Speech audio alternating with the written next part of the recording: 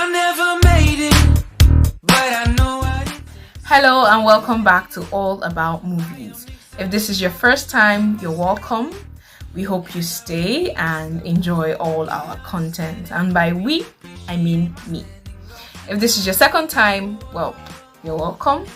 Today I will be talking about themes, or will I say the evolution of themes of the storyline in high school movies. The evolution of the storyline in high school movies. But before I get down to that, if this is your second time, you already know how we do it. Yeah. If this is your first time, please stick around till the end of the movie, of this video. Stick around to the end of this video. There is a riddle at the end, and if you solve it, you decide the movie themed video I get to shoot and put up on my channel next week. You also get a shout out. So let's get down. Well, you know, my last video, I don't know, maybe people didn't know the answer to the riddle at the end of my last video. So this is me just going ahead to put out something and let you know that please stay till the end and answer the question, get a shout out, and decide what I get to do. So yes, like I said, I will be talking about the evolution of the storyline in high school movies. So if you recall, as a child, I don't know, those of you who watched high school movies, if I want to believe everybody at once stumbled on a high school movie that spoke to their heart. I loved high school movies. I enjoyed living vicariously through this. People who I thought were teenagers at the time, but it turned out they were actually older if you look at their ages now. So people who, I mean, they were in school and they got up to all this, I don't know, fun things like prom, and I mean, I don't know, it was fun. I love the ambience of it. So I really liked watching high school movies. Not really the musicals though. I wasn't really into the musicals, but that's a story for another day. So I enjoyed them. I enjoyed the whole girl moves to new town. She's intelligent, she's quirky, she knows book. Then there's this cheerleader who feels threatened because the cheerleader is dating the high school quarterback who now has the eye for the new girl. Like, yeah, that's usually the story, right? But it got old. Yes, it did. It got old for me at a point, and I think it was around when I left secondary school and I got into the university, graduating. Around that period, it seemed like they were recycling old content. It wasn't pleasing to me anymore. It wasn't, I think, not, so one may argue that maybe it's because it wasn't my reality any longer. I wasn't in secondary school, but no. I used to think it was that, and I could have accepted the argument maybe 2, 3, 4 years ago, but not anymore. And that's the point of this video, the evolution of high school movies. So before, it was all about, you see, the issues were between the characters, that's the student characters at the time. Now you see issues also extending from the student characters to their teachers. And reference point, find old movies, any old one. You see the girl and the girl, they are quarreling. Girl and girl, they're always there, they're the ones quarreling.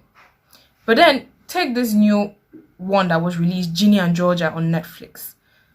You find this close-knit clique of girls, and they're not like also sexy and like bougie with their hair straight and all. No, these are people with real life problems. One, her family is going through a divorce. The other one has a father who is deaf. Like, blow my mind. It's and the conversation now is tilting towards the kind of conversations you want to engage in, especially for kids who are still trying to figure out their identity.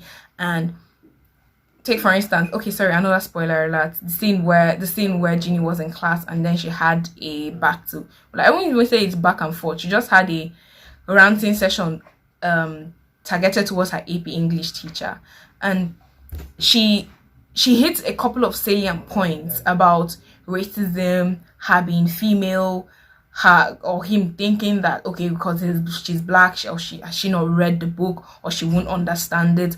You get that kind of thing. And but before you won't have those kind of, you won't really have those kind of, would I say, politically incorrect or correct, whichever way you see it, discussions in class.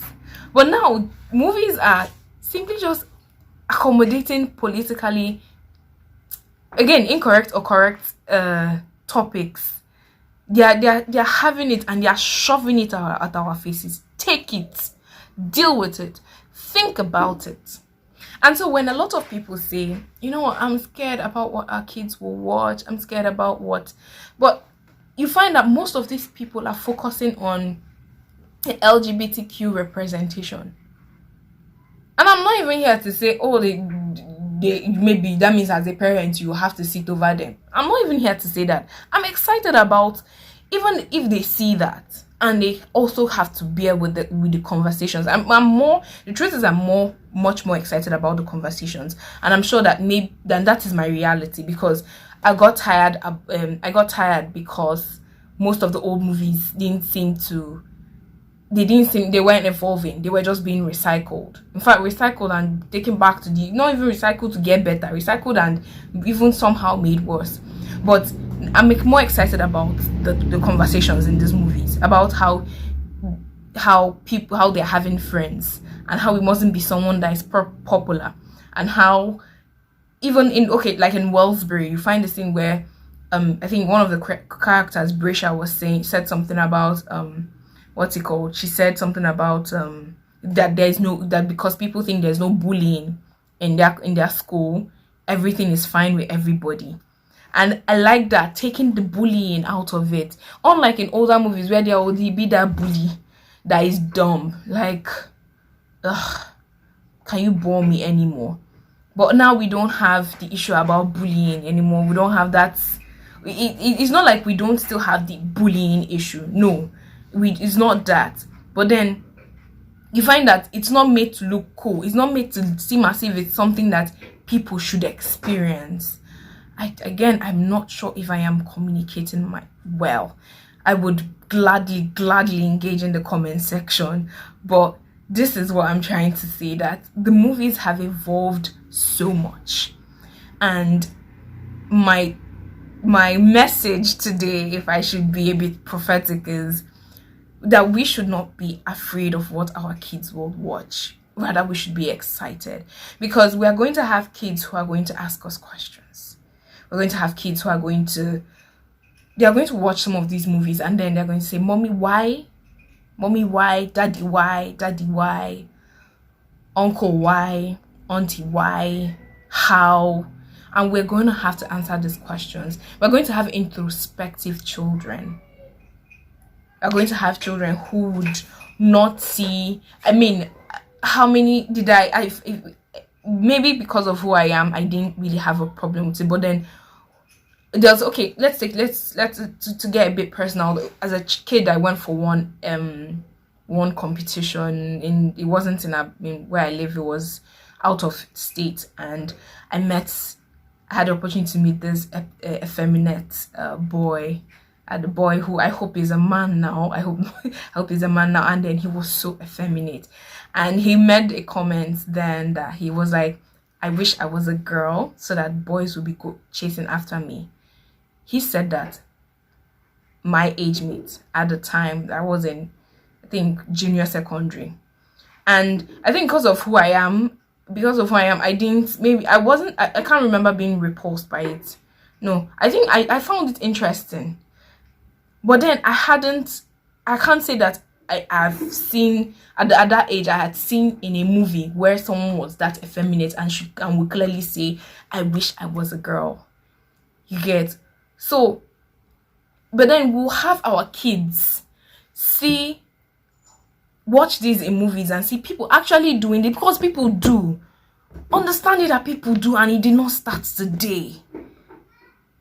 People are like this, and it did not start today. And they are and that some of them are hiding, and that some of them are afraid to come out because of how people will treat them. But then that be excited that movies would have this represented, and your kids will know how to react.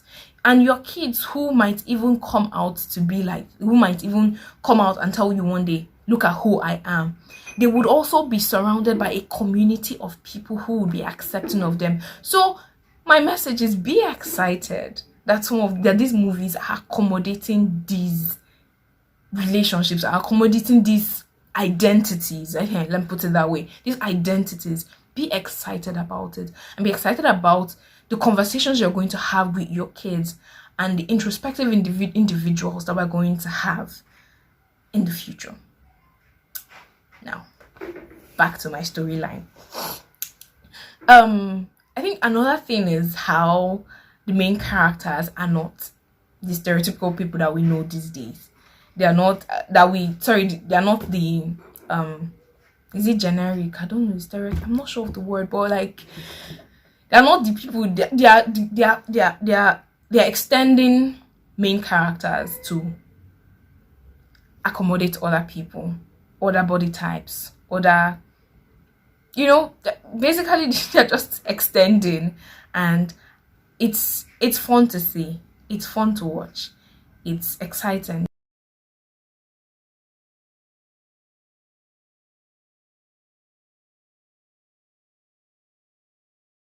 So I might have a part 2. I really might have a part 2 about, I think this, I will just name this Evolution series, and this should be Evolution series 1 on high school movies. I might do one on maybe horror movies, and maybe one on I don't know. I definitely would, definitely will stick to this Evolution series. So, and I might even do another one on high school too, based on our comments and the engagements I get on that. Anyways, thank you for coming, and thank you for watching. Thank you for the engagements I expect to have. So the riddle. So riddle made this. I am a female musician. My name starts with an L. That's my musician name, starts with an L and ends with an E. The song that is the answer, that will be part of the answer of this riddle, is 2 words. That's the title of the song, is 2 words. The first one starts with a B. The second word starts with an S. The first word describes the haircut that Violet had on for most of the movie Nappily Ever After. So the question is, what is my name? That's the female musician's name, and the name of this song. And if you're able to answer it, you will decide what I get to do in my next video. Please get it. If you need any more hints, go ahead and ask me in the comment section. So thank you very much for coming, and have a wonderful, exciting new week. Bye.